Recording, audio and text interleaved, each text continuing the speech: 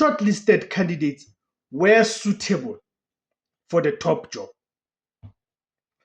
The bold move,